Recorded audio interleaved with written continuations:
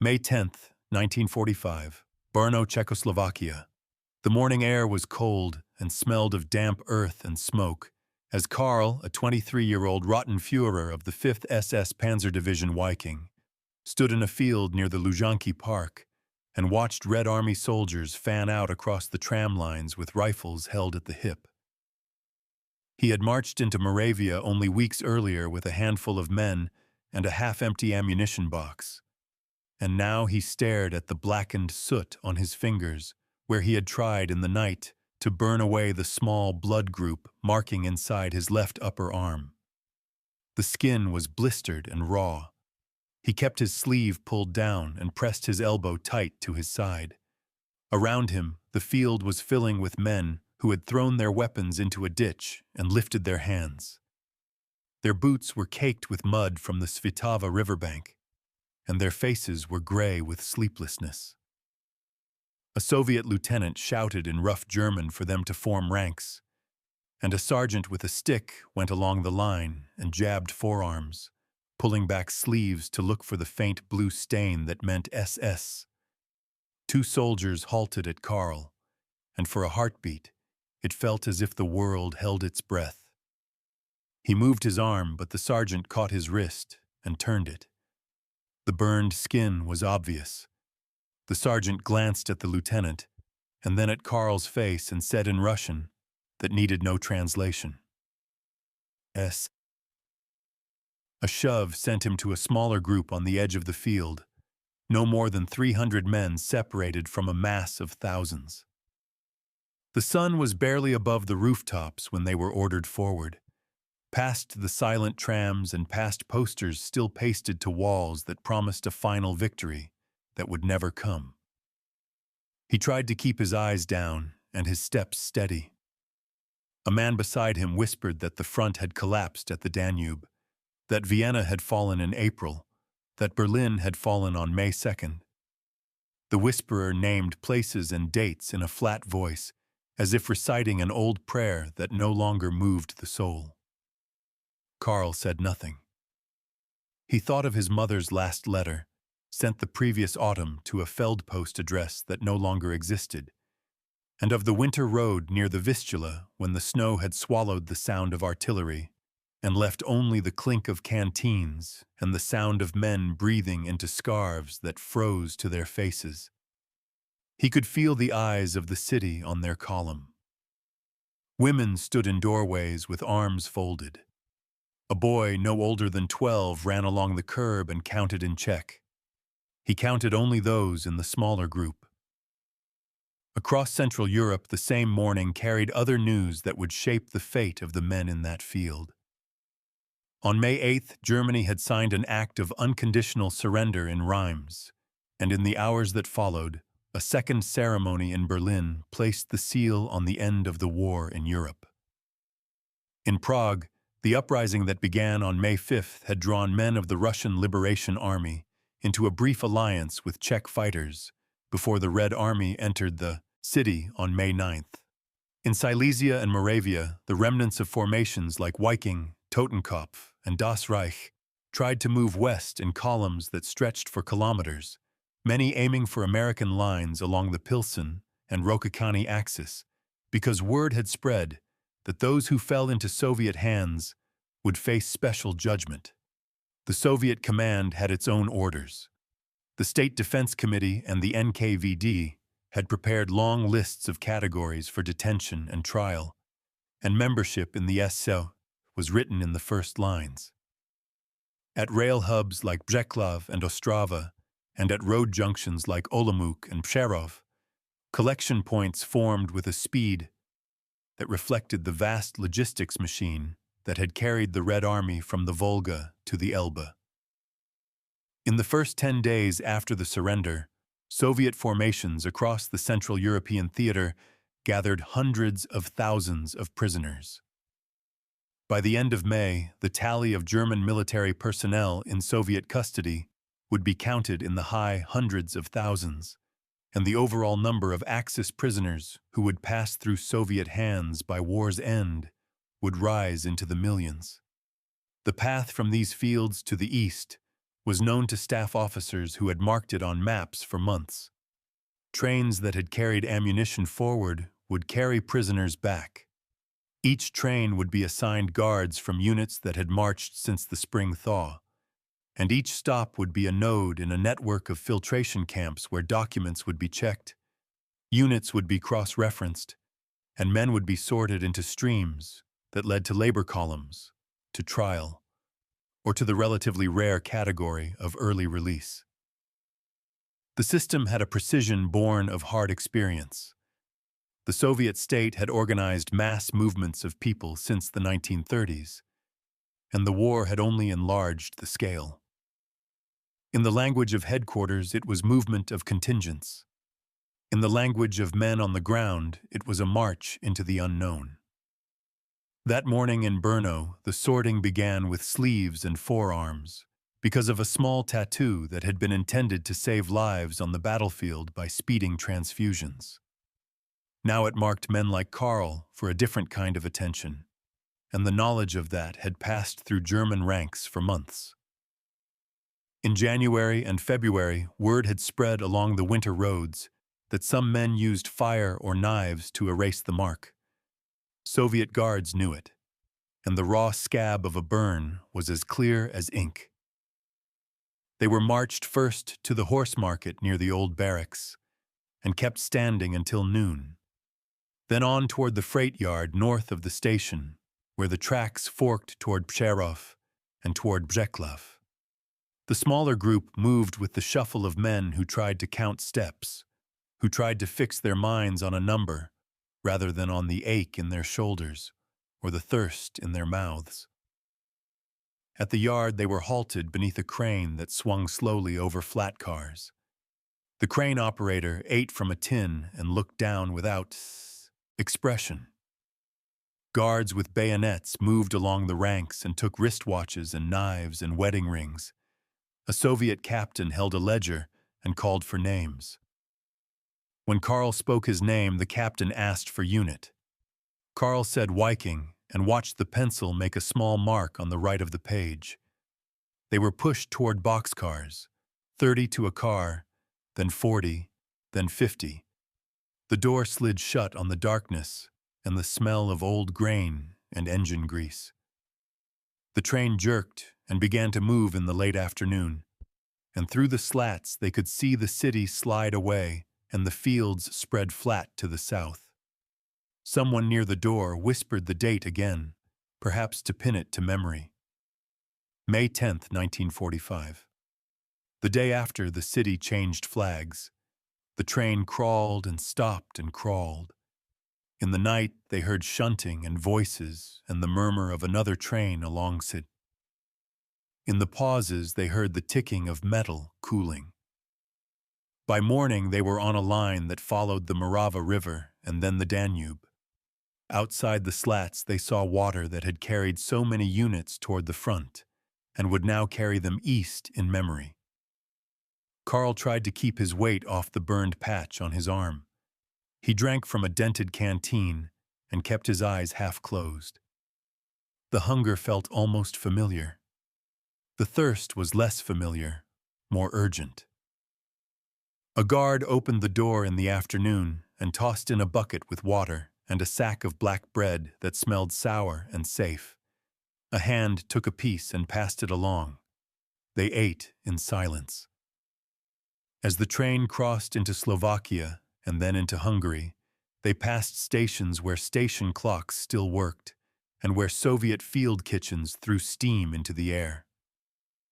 In the evening, they crossed a wide bridge and watched the river beneath them spread like oil in the dusk. Budapest had fallen in February after a siege that had turned entire neighborhoods into rubble fields, and the tracks they now followed ran among sheds patched with new boards and piles of bricks that would only be cleared in years to come. The train crossed the Tisa and then angled northeast into the flatlands of the Great Hungarian Plain, rolling past fields where men and women already bent to spring work. On the third day, the air turned cooler and the trees thinned. and the guard said a word that many of the men around Karl had never heard before except in briefings. Debrecen. Collection point. The train slowed and shunted among lines of other trains that held men packed as tightly as they were, and once again the sorting began with sleeves.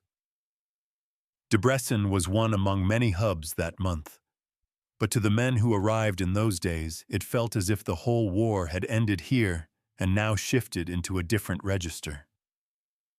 Red Army doctors stood with orderlies and pointed at bandaged faces and at men who coughed blood. One tent marked contagious held men whose skin showed the pale stains of typhus, and another tent held those who shivered without fever. The line that included Karl moved toward a table where an NKVD officer sat with a stack of cards. He wore a leather coat despite the warmth, and he asked each man for name, unit, and place of capture. He asked each man to bare his left upper arm. He asked each man whether he had served in any Einsatz formation. Some men answered too quickly and were told to step aside. Some hesitated and were told to step aside. The rest passed into a fenced yard that smelled of straw. The question about special duty units had weight that every man could feel. In the years to come, prosecutors would lay out testimonies and lists, and names from towns in Ukraine and Belarus and the Baltic would be read in rooms where the air would seem not to move. In May 1945, the net was coarse and the process was blunt. Many men were caught by evidence they carried in their flesh or on their hands. Many others slipped through because the archive lay far away and because the lines were long and the trains were waiting.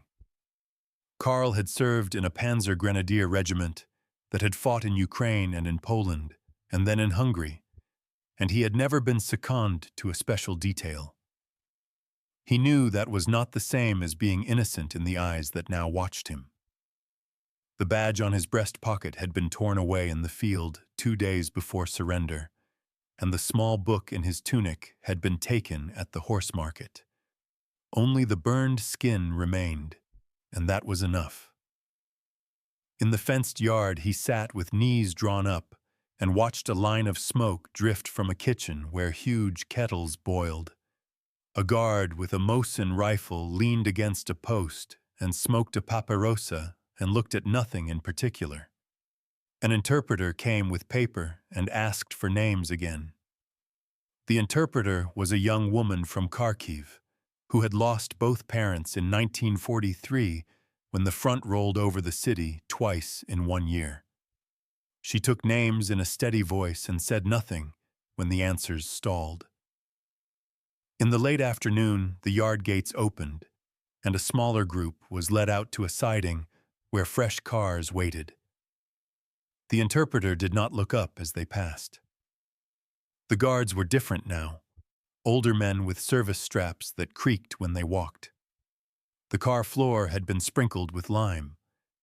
Someone said the word Krasnogorsk in a voice that held no hope and no fear. Someone else said Tambov. Someone else said Gorky Province and Oranki, a monastery that had become a camp years earlier. The train rolled in the last light and picked up speed in the dark. When morning came, a new country lay beyond the slats. The fields were wider and the villages smaller. The stations had signs in Cyrillic and red stars painted on planks. Men in the car pressed their cheeks to the cracks and spoke in low voices about distance. They guessed at how many kilometers lay between them and the Urals. They guessed how many days to the Volga. The train stopped on a siding where water towers stood like blunt columns and where a Red Cross banner hung on a wagon. Orderlies moved along the train and handed up tin cups of thin soup. For a moment, the noise of the yard faded beneath the sound of men drinking. The broader record of that month in Soviet custody would in time be written in numbers that carried a special chill because they were so large and yet so tidy on the page. By Soviet counts, the number of German military prisoners in their hands by the summer of 1945 would stand in the millions when those captured in the great encirclements of 1944 and early 1945 were added to the final flood that came after April. Western estimates would debate the totals and would argue over the exact balance of those who died and those who returned. But even the most cautious tallies agreed that the flow east in that spring and summer became a human river that did not end until the first snows. Filtration points like Debrecen, Szeged, and Miskolc fed trains to larger camps inside the Soviet Union. Krasnogorsk, near Moscow, held senior officers and selected groups for political work. Suzdal and Oranki housed many who would be questioned in detail. And Tambov contained contingents whose national status was complicated and would remain so long after the war. Far beyond these, along railheads that reached north into the Komi Republic and east toward the Kuzbas, labor camps formed an archipelago of work sites that matched the needs of a country that had to rebuild bridges, raise factories from concrete floors, and cut timber from forests that seemed endless. In the months ahead, coal fields at Vorkuta and mines at Norilsk and camps along the Pechora River would receive trains of men who stumbled when they stepped down because their legs had forgotten how to carry weight in open air. Among those trains were cars set aside for SS.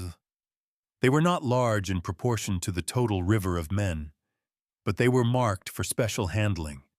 And in the ledgers at each railhead, that mark was stamped in red pencil that bled through to the next page. Men like Karl often passed through an extra line at each stop. They stood longer in front of tables where the questions were more pointed and where the interpreter's pencil moved more slowly.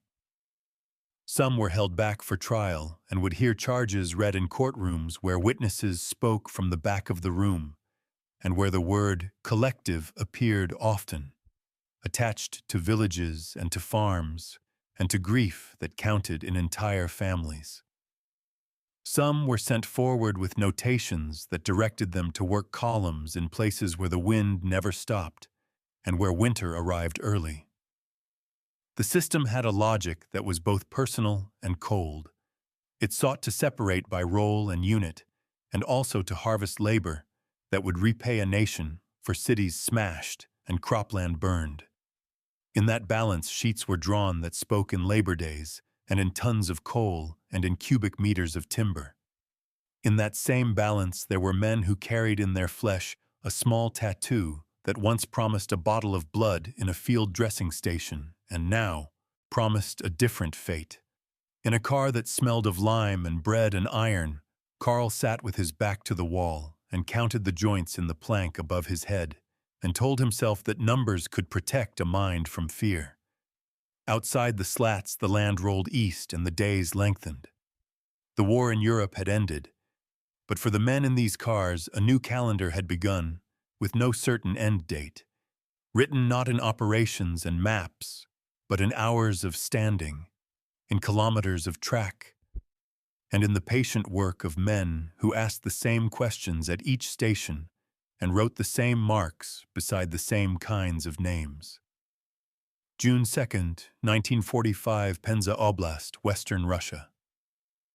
The morning began with the hiss of steam and the scrape of couplings as the train that had carried Karl and hundreds of others from Hungary came to a stop beside a cluster of low warehouses. The station name was painted in white on a board nailed to a post. The paint had faded, but the letters were large enough for anyone who could still read Cyrillic to recognize the word Penza. Around the train, the land spread flat and green, and beyond the sidings stood rows of birch trees that seemed to grow straight out of the mist. Guards shouted orders that none of the prisoners understood, and then the doors slid open.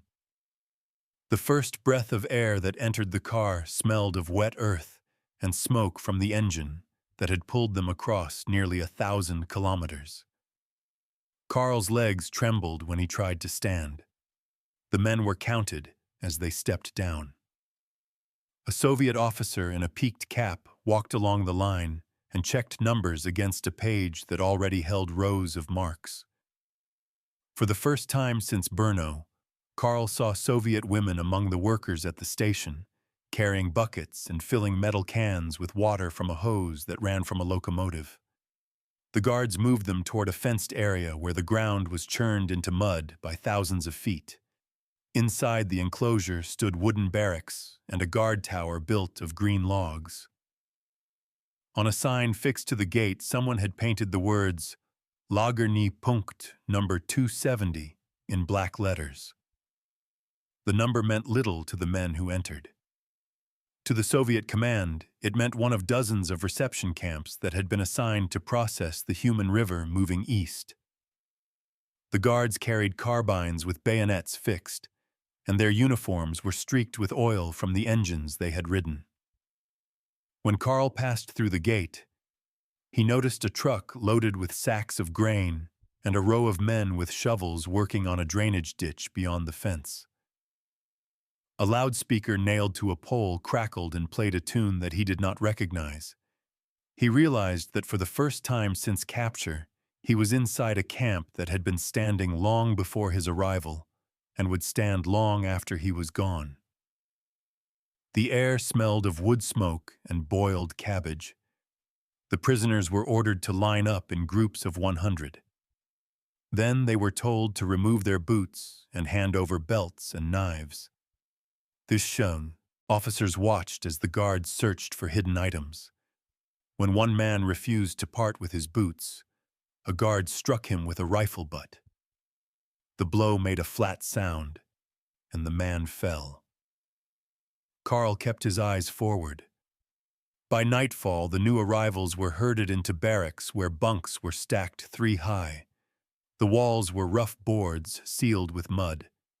In one corner, a metal stove gave off a dull red glow. The room was silent except for coughing.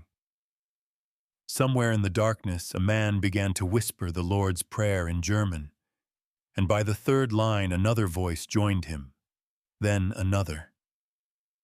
The guards outside the door said nothing. They were used to hearing prayers in many languages. Outside the fences of Penza, the machinery of Soviet administration was already sorting, classifying, and directing hundreds of thousands of men who had crossed into its custody.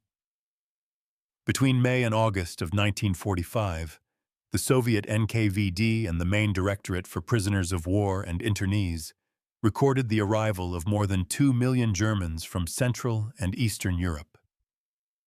Each group moved through stages that resembled an assembly line designed not for machines, but for human bodies. At the first point, they were registered, their names and ranks entered in Cyrillic script. At the next point, they were medically examined.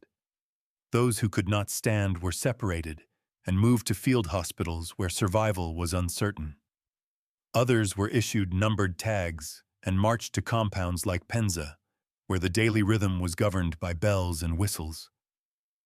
The Soviet state was rebuilding a country that had lost more than 20 million people to death and displacement. It needed labor to replace the men and women buried from Smolensk to Stalingrad. In 1945 alone, Moscow issued directives to assign entire categories of prisoners to industries that ranged from forestry to mining and construction. The camps nearest the Volga and the Urals became staging points for this labor allocation. Penza, with its railway connections to Kuibyshev and to the north, served as a hub. The men who arrived there were not yet sentenced, but their fates were already entered into ledgers that would send them onward to places marked only by numbers. The classification system divided them into ordinary soldiers, officers, and those deemed politically dangerous. SS men fell into the last group, and for them the interrogation was longer and the outcome harsher. Karl's burned tattoo had already placed him in that group before he stepped off the train. Each morning, new trains brought more prisoners from Hungary, Czechoslovakia, and Austria. Each evening, trucks carried groups away to labor detachments. At night, the camp gates closed, and the hum of insects filled the air over the wire. In the guard towers, lamps burned until dawn. Inside the barracks, Karl learned the rhythm that would define the months ahead. The first whistle sounded at 4 in the morning. Men stumbled from bunks to form lines outside where guards counted them in groups of 10. Breakfast was thin soup and a chunk of bread that weighed 100 grams. The bread was black and heavy with bran, and the soup smelled of cabbage and sometimes fish. After breakfast, they stood again while officers called out numbers. Names were useless.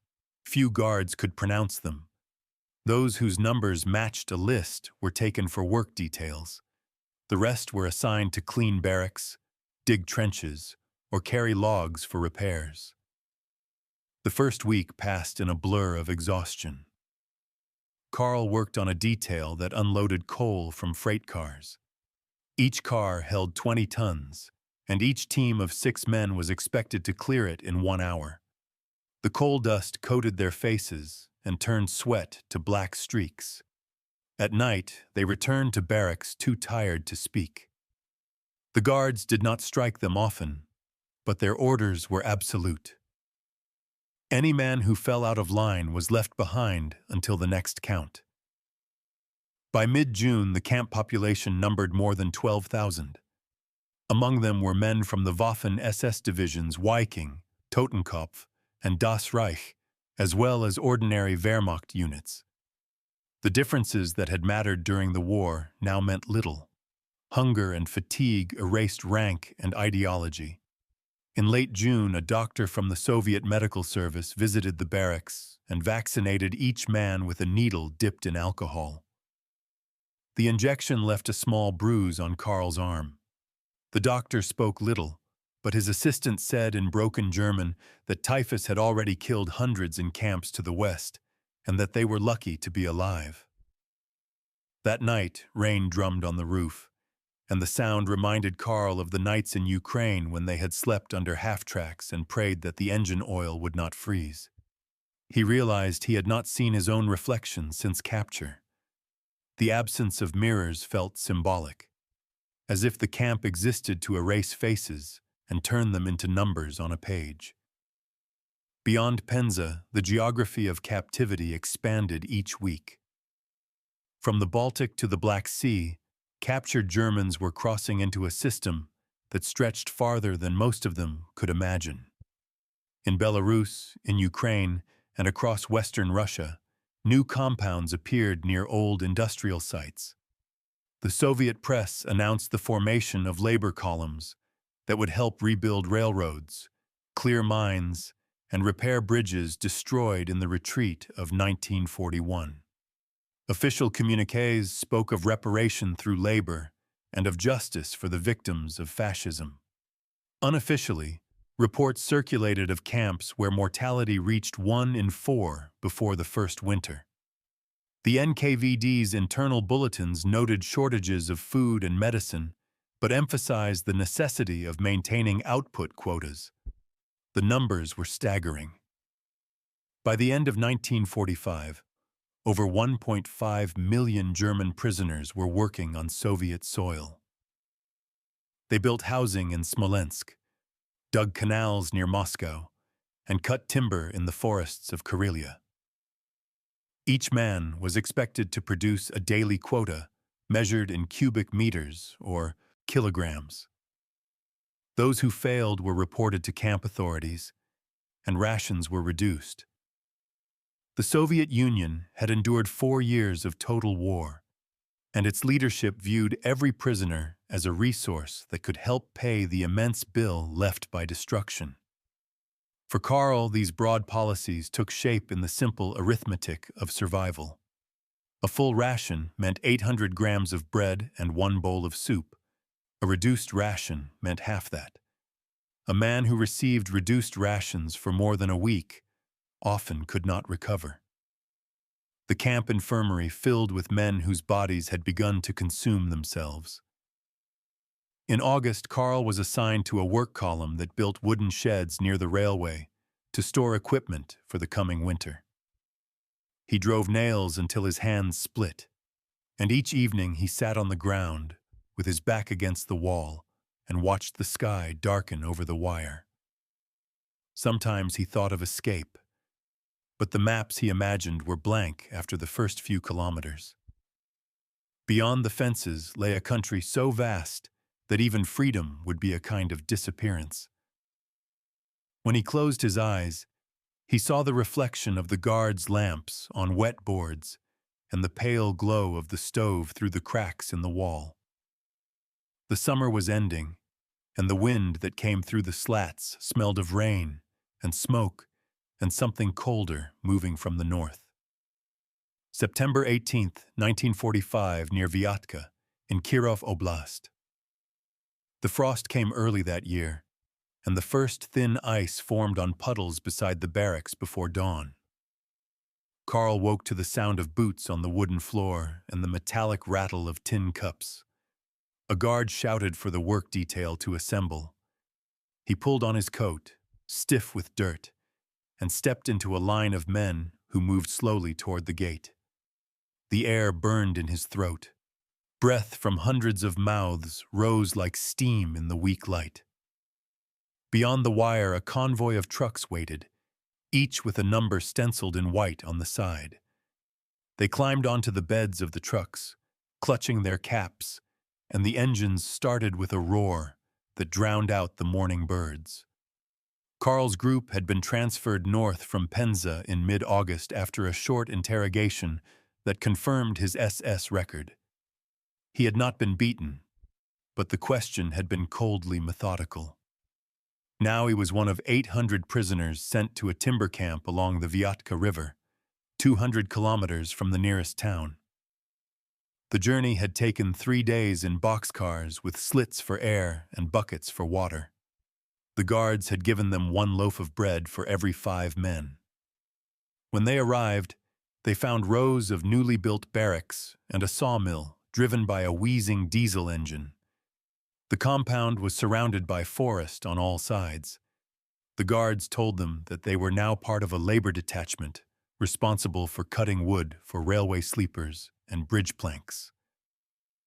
They would work until the river froze, then haul logs by sled through the winter. A Soviet officer with a clipboard spoke to them through an interpreter and told them that every cubic meter they cut was a step toward atonement. No one spoke in reply. By autumn 1945, the Soviet Union had established more than 300 permanent labor camps for German prisoners.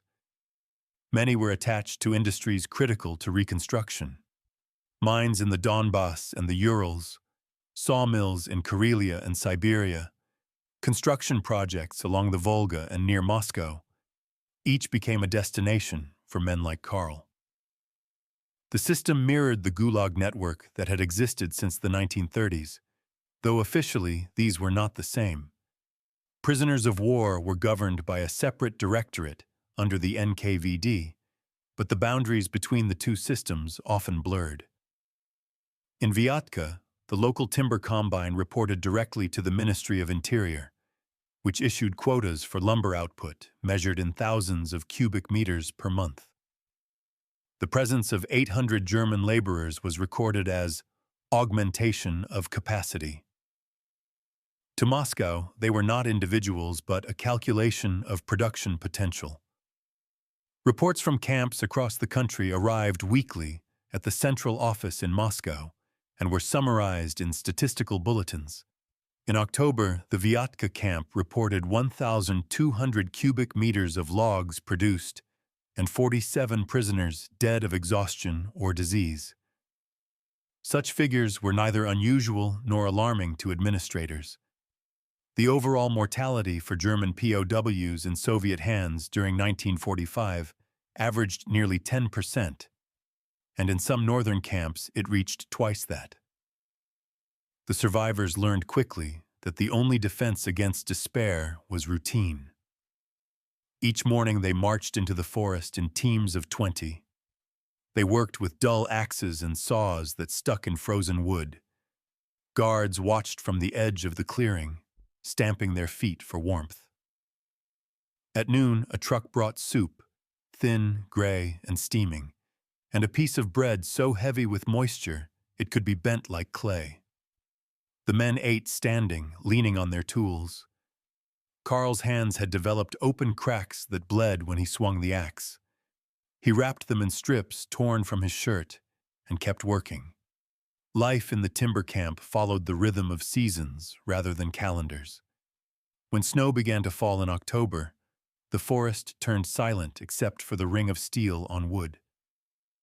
The prisoners dragged logs along frozen paths to the riverbank, where piles of timber grew higher than houses. The guards spoke little. Most were soldiers who had fought at Stalingrad or Kursk and bore the weight of personal losses. They seldom spoke of mercy, yet some showed a rough sense of fairness. A guard named Mikhail, who had lost 2 brothers in the war, once gave Karl a crust of bread when he saw him stagger during the evening march. He said in slow Russian that work must continue because the country was rebuilding. His tone held neither kindness nor cruelty, only certainty. At night, the men lay in their bunks, listening to the wind through the cracks and the distant groan of the sawmill engine. Fever took hold of some. The camp doctor, himself a former Red Army medic, treated them with boiled herbs and iodine when available. Once a week, he burned lice from clothing with a candle flame. The smell of singed fabric filled the barracks. When a man died, his body was wrapped in a blanket and buried behind the fence under a small wooden marker bearing only a number. By the end of November, more than 60 graves marked the slope beyond the camp road. Snow soon covered them. Karl learned to conserve energy, to pace his swings, to breathe through the scarf tied around his mouth to warm the air. He stopped counting days because time no longer moved forward. It circled in loops of hunger and labor. The single letter he managed to send home through the Red Cross took 6 months to reach Germany. He never learned if his mother read it. The wider world beyond the Vyatka forest was changing rapidly, though news reached the camp only in fragments carried by guards or new prisoners. In Europe, the Allied occupation zones were taking shape, and Germany no longer existed as a state. The Soviet Union faced famine in many regions after the harvest failed to meet demand. Yet production goals for industry and reconstruction were higher than ever. In Moscow, committees calculated how to balance the needs of civilians and prisoners, of the army and the labor camps. The numbers were vast. By early 1946, the Soviet Union held roughly 2.3 million German POWs. About 400,000 of them were classified as SS or police personnel. Of these, many would not see home again for a decade. Officially, the state distinguished between war criminals and ordinary soldiers, but in practice the line blurred. The SS tattoo on Karl's arm, though partly scarred, was enough to place him in the group expected to serve longer terms. The first releases of non-SS prisoners began in 1946, with groups of sick or wounded men sent back through Odessa or Brest. Each departure stirred a quiet mixture of hope and resignation among those who remained. In Vyatka, the first transport of 40 men left in February 1946, escorted to the railway station under guard. The camp commander announced that others might follow if quotas were met. The promise became another tool of control. Men worked harder for weeks after each rumor of release, then fell silent when none came. In spring, as the snow melted and the river swelled with ice flows, Karl watched the current carry broken branches downstream and thought of how the world beyond the forest moved on while they remained fixed in place. The guards spoke of victory parades in Moscow and of new factories opening near the Volga. The prisoners spoke of bread. When the first thaw turned the paths into rivers of mud, They carried logs on their shoulders and slipped often, each fall followed by a blow from a guard's stick. The smell of damp earth filled the air. One morning, Karl looked down the line of men dragging a log and realized that he could no longer remember the faces of those who had marched beside him from Brno. Time had thinned them out like trees in a harvested field, leaving only a few scattered stumps in memory. He tightened his grip on the rope and kept walking, the forest closing behind him. March 7th, 1946. Vyatka Camp number 217. The snow still lay heavy over the forest, though the days had grown longer and the light on the snow had turned from white to a dull yellow that hinted at spring. Karl's hands were wrapped in cloth strips, and his fingers had swollen so that he could not close them completely. The frostbitten skin on his knuckles had split open weeks earlier, and every swing of the axe reopened the wounds. He worked in silence beside men who no longer spoke unless necessary. The sound of saws and falling trees filled the air, like the slow beat of a machine that never stopped. When the noon whistle blew, they returned to the clearing for soup and bread, the same ration that had not changed since autumn. The guards stood near the fire barrels warming their hands, their rifles slung over their shoulders. Occasionally, one would glance at the men and shout a word that meant hurry. The rhythm of command was as steady as the work itself. In the evenings, when the lamps burned low in the barracks, the men whispered about home. One said he had heard from a guard that peace treaties were being written in Paris. Another said that some prisoners in camps near Moscow were being released. No one knew what to believe. The only reliable measure of time was the change of seasons and the number of names crossed off in the barracks ledger. By the end of winter, the burial list held 183 names. The clerk who kept it was a former Wehrmacht sergeant who wrote each name in careful block letters, as if precision could grant dignity to the dead. When he came to Karl's bunk to confirm the count one evening, he said that the commandant had promised a reduction of work quotas once the thaw began. Karl nodded, but he did not believe it. Promises were a kind of currency that no longer held value. That spring, Soviet authorities issued new orders concerning German prisoners. Moscow's priorities were shifting from immediate reconstruction to long-term production, and labor had to be redistributed accordingly. The lumber output from Vyatka and similar camps fed the rail reconstruction program that was rebuilding the bridges and tracks destroyed during the war.